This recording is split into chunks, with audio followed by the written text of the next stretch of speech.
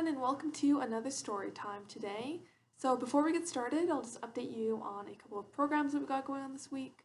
So on Thursday, it is going to be Card Club, where kids can take home a little card making kit so that they can give some Christmas cards to friends and family.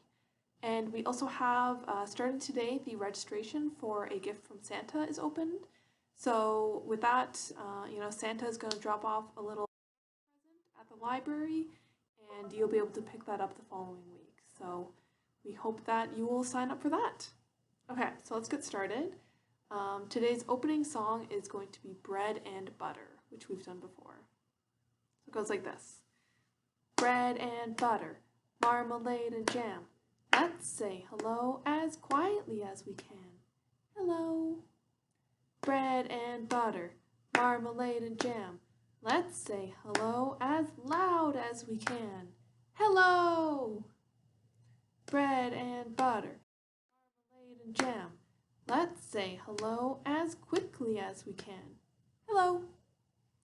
Bread and butter, marmalade and jam. Let's say hello as slowly as we can. Hello! Bread and butter, marmalade and jam. Let's say hello as high as we can. Hello! Bread and butter, marmalade and jam. Let's say hello as low as we can. Hello! Bread and butter, marmalade and jam. Let's say hello as nicely as we can. Hello! So our story for the day is called Little Piccola, and it comes from Celia Thaxter. So in the sunny land of France, there lived many years ago a sweet little maid named Piccola. Her father had died when she was a baby, and her mother was very poor and had to work all day in the fields for a few sous. Little Piccola had no dolls and toys, and she was often hungry and cold, but she was never sad nor lonely. What if there were no children for her to play with? What if she did not have fine clothes and beautiful toys? In the summer, there were always the birds in the forest and the flowers in the fields and meadows. The birds sang so sweetly, and the flowers were so bright and pretty. In the winter, when the ground was covered with snow, Piccola helped her mother and knit long stockings of blue wool. The snowbirds had to be fed with crumbs, if she could find any, and then there was Christmas Day. But one year, her mother was ill and could not earn any money. Piccola worked hard all the day long and sold the stockings which she knit, even when her own little bare feet were blue with the cold. As Christmas Day drew near, she said to her mother, "I wonder what the good St. Nicholas will bring me this year. I cannot hang my stocking in the fireplace, but I shall put my wooden shoe on the hearth for him. He will not forget me, I am sure." "Do not think of that this year, my dear child," replied her mother. "We must be glad if we have enough bread to eat." But Piccola could not believe that the good saint would forget her. On Christmas Eve she put her little wooden paten on the hearth before the fire and went to sleep to dream of St. Nicholas. As the poor mother looked at the little shoe, she thought how unhappy her dear child would be to find it empty in the morning, and wished that she had something, even if there were only a tiny cake, for a Christmas gift.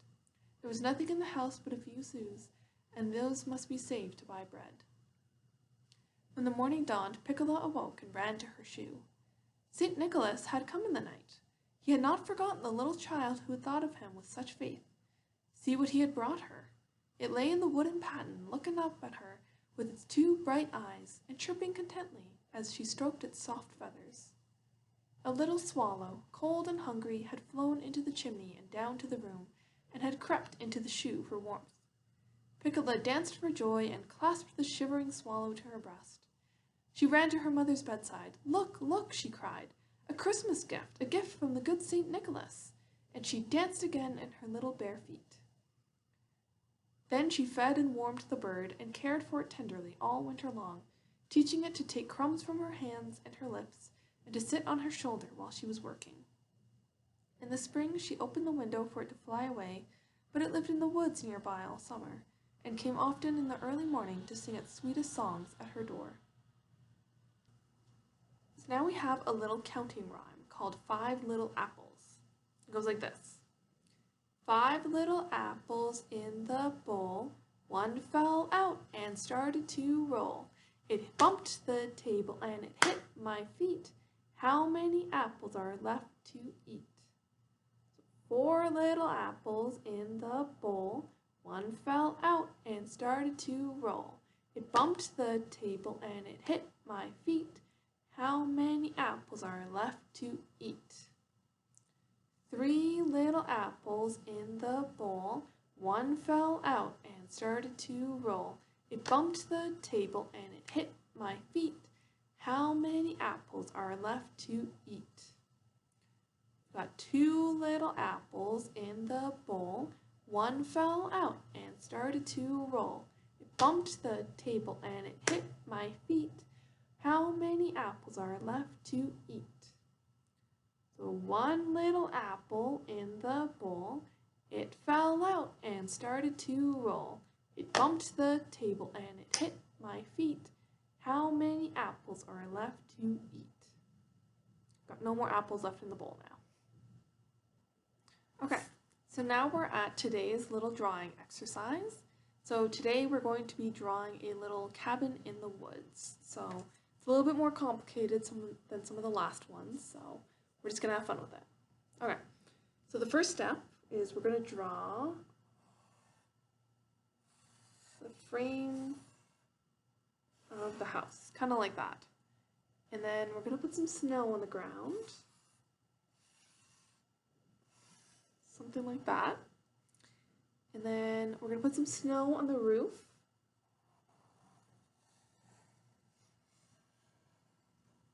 Sort of like that, like kind of like it's wearing a wig almost. And then we're going to add a little chimney. So right up here. And that guy is also going to be covered in snow apparently. Which I don't think is good. I don't think your chimney, the top of your chimney should be covered in snow, but maybe it's not a problem here. Okay, so then we're gonna draw a couple of lines here, it looks like. And then a little window right in the middle.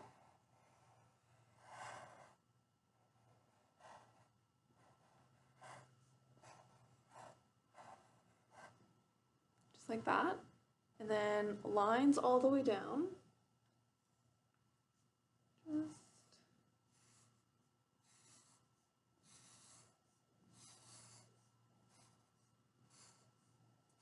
My lines aren't very straight, but that's okay.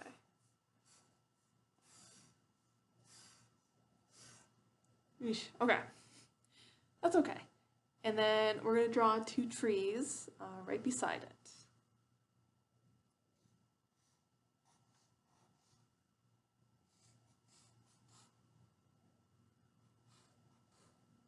That's a very bad tree that I drew. Goodness, that one's not very good at all. That's okay. Sometimes, you know what, sometimes trees in nature, they aren't perfect either. So, I have an imperfect tree, but the other one, let's see if I can do that one better.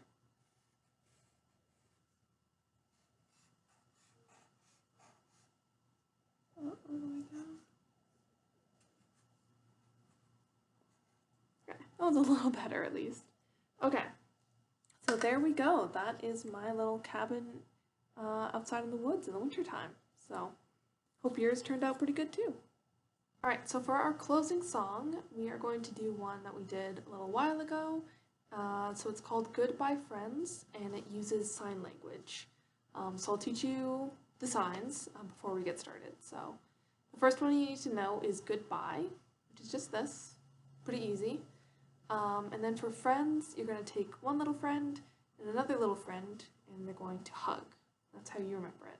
So just like that. And a couple other ones is time. So if it's time for something, you just point at your wrist. It's okay if you're not wearing a watch, it still counts. And then say is like this. So you're putting your finger on your chin and out. That's to say something. Okay, so the song goes like this. So follow along if you can. Goodbye, friends. Goodbye, friends. Goodbye, friends. It's time to say goodbye. Great job. All right. Thank you everyone for joining in today's story time.